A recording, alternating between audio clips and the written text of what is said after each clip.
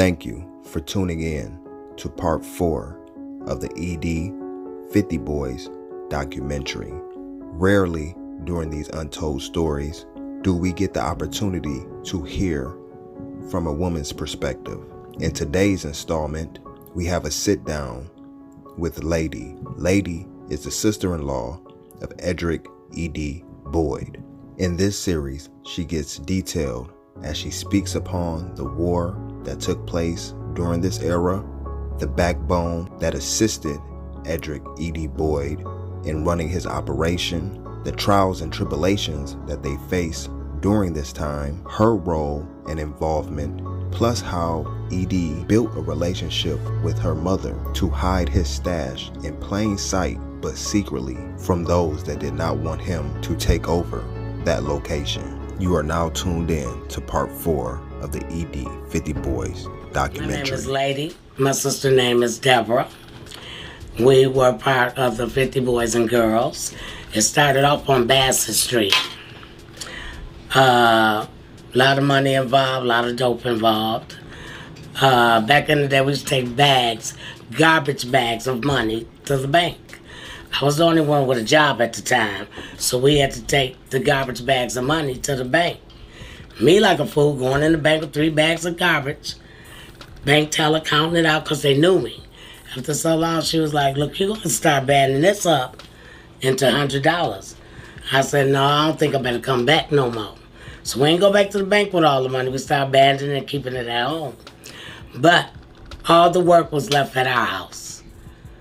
We was the workhouse. This is where everybody came and got everything. Nobody knew because my mother cooked for everybody, the whole neighborhood. Now, my brother-in-law, E.D., he looked out for everybody. He shared the wealth. He got people in the game. Now, Terry and Demetrius, that's why I got this on, representing you.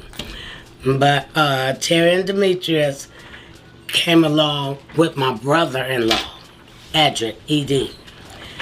Once they got up, God bless them, they branched out and went on their own. That's when they went down to the ATL. They came back and forth, but we were still rocking Southwest, River Ridge, and E-Course.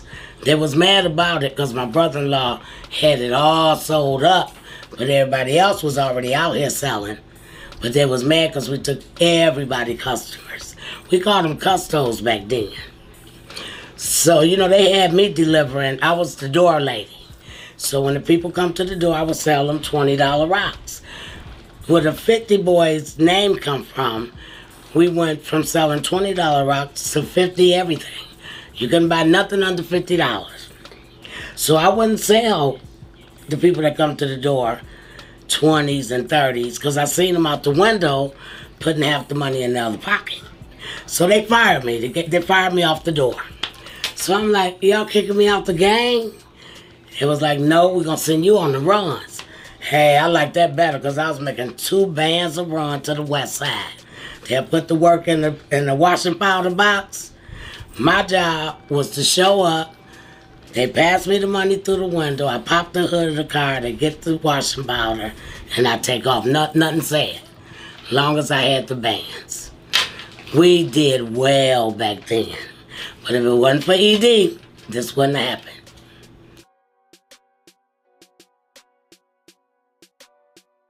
One time, Demetrius and Terry, I had a all-white Camaro. You know, I used to be the one renting everybody the cars on the weekend. Because like I said, I had the job. So I would rent everybody car that they needed for the weekend.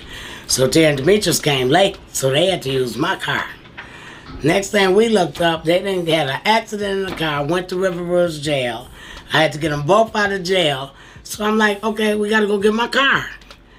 They're like, lady, we're going to need to go get the car from the police station. My car, the 2 doors was trying. I thought y'all just said an accident. It looked like 2 people was trying to sausage to ride. They never paid me for my car. But I love both of y'all, Terry and Demetrius, but y'all know I'm telling the truth. So after they shot up my mother's house, at the time the shoot-off was going on, we had ran in the house, and my son that's doing this documentary, I had to grab him from the front door. The bullet went right past his face. So I yanked him on the floor, because if it wasn't for the yank, he might not be here. Innocent kids. But they did not like my brother-in-law, because he was the man around these neck of the woods. They was all hating on my brother-in-law so bad, which is ED, so bad. They wanted to take us out. Seriously take us out. So my brother-in-law bought this bad candy apple red Grand Am. Oh, he was showing out around here. So my sister was driving it, Debbie. God rest her soul, she's resting in peace now. But she was driving the Grand Am, started chasing her. She came to this house, jumped out the car, ran in the house. When we bent the corner, because we seen her past the corner.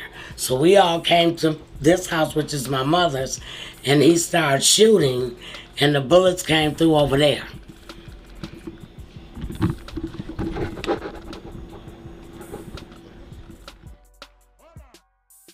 Be at the bar like, Leo, them niggas had the bag. I said, Modash, you knew? He said, yeah, everybody was down to your mama's house. What you mean? I said, we was eating. He said, no, y'all was selling. So where did ED have the bricks out of here? Like upstairs. Oh, I thought it was, I already said the basement. No, there wasn't in no basement. That was too quick if they come in. Go straight down. Upstairs, you got time. Upstairs, I got time for one of us to shoot up there and do what we needed to do to get rid of it. Oh, okay. And that was out the attic vent. We had it all planned. We should at least come over here like what every day. Every day.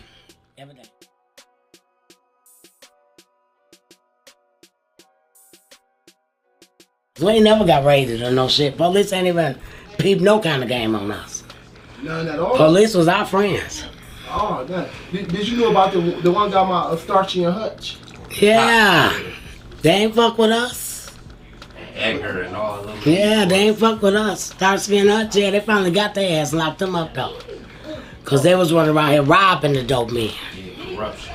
Oh, okay. Okay, man, we gonna get them tonight. They was taking the money, taking the dope, and wouldn't report the case. But they really wanted ED that bad? Yeah.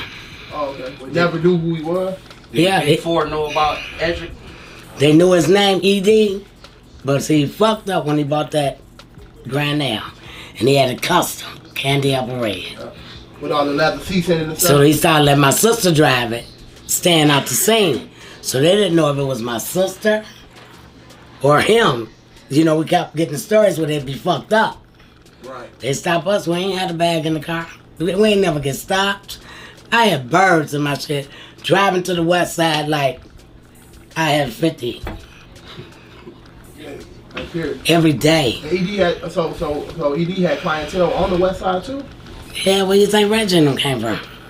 Oh. Reggie and them came off Pingree, across from Northwestern. Right, Dexter. Right. And okay. Bear was the man over there that we gave the bag to do it over there. Oh, okay. But that soldier down, all them soldiers down though. But then nobody kill them. They hell-felled them. Yeah, we mess with them. Mm-hmm. Butch, yeah, they would show up. But then at the end, did nobody like Edrick? He was getting the bag. Everybody was bringing Edrick their money. His dope was good. It wasn't never that, oh, this ain't good this week. He always had the good stuff. Oh, okay.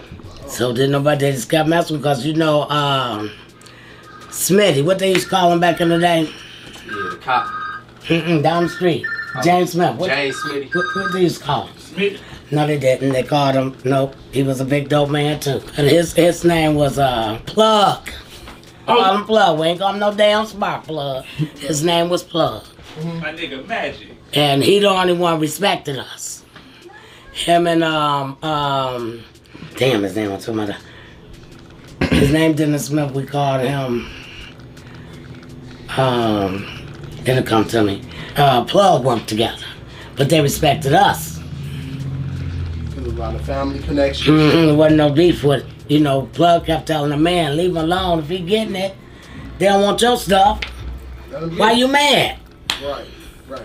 So Plug was a good guy. Him and ED had like a long-term relationship without being boys every day. Right. And past, right. Oh, okay. And past, because Plug never did go out. He never was a showboat. Right. We went out to have fun. We would celebrate our money. Right. But Plug never did that. He didn't. He just finished about 3 years ago doing his bit. Now she was a whole bone to ED. Oh, okay. He started it, but she had that smarts. Right. You know, nigga, if you out here drinking, you can't see what's happening. Right. My sister would see it coming. Right. Not today, y'all. We shutting it down. We finna go to See the Point. Right. When they get to rolling, we be gone. Because he was always real friendly with his money. And one day he came over and said, move everything out. I'm about to carpet the house all the way through. And my mother was like, what? Move everything out. And he did it. So then they had a conversation and the bag was here because they paid her good. Not the first time coming. Okay. Because see, he was always my sister's boyfriend. Right. So it had to take some getting used to my mother. If you couldn't go with my mother, it wasn't going down. Mm-hmm. So after he did adjust to my mother, I say about 6 months, he got her by herself and asked her. For a long time, we didn't know the bag was here. So, you know, back then we didn't have cell phones. The cell phones we had was installed in the car. It ain't like we could take the phone out and get to talking. We started printing out on our beepers. So that's when somebody beeped and was like, at your mama's house. I was like, nigga, ain't nothing at my mama's house.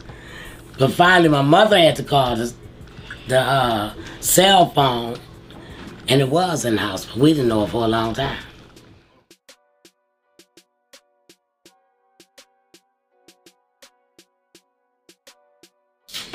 But when daylight hit, we'd be dressing on the spot back out here. You say grandma said she wasn't leaving. Oh, my mother wasn't doing nothing like that. Bring it. But no, she wasn't leaving. But they thought we was still lived out here. And that person they sent, he searched it out long enough to find out where we was on the west. So when he showed up, I was like, we ain't serving him.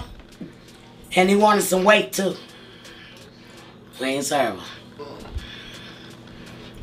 And yeah, that's how they found out where we live.